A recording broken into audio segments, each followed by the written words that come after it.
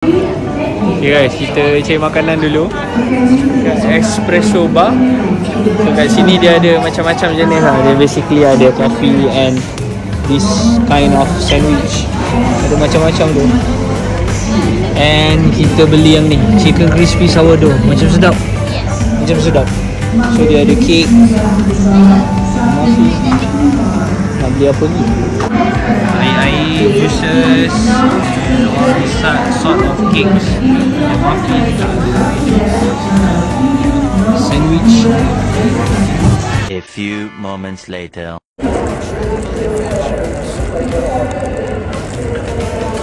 We have the 129,000 punya sandwich. Apa besar tu. Tengok.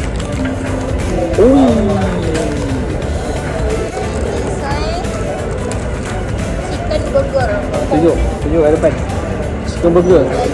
Ini berapa ribuan? Ini 100,000 with water. dengan kola. Satu set RM30.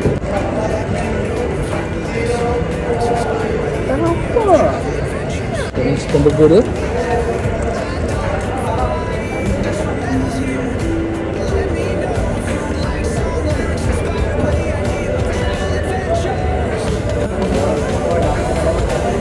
Ayam dia tak terlalu juicy, tak terlalu kering, tapi sedap.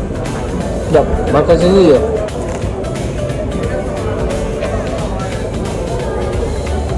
Semua orang nak tengok aku makan. Lepas ni mesti jangan beli tak. Mana tempat buka ni? Cheese truffle sandwich.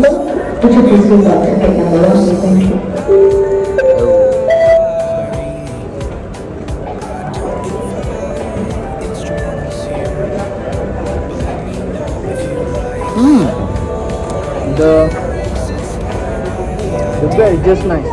Sourdough bread. So,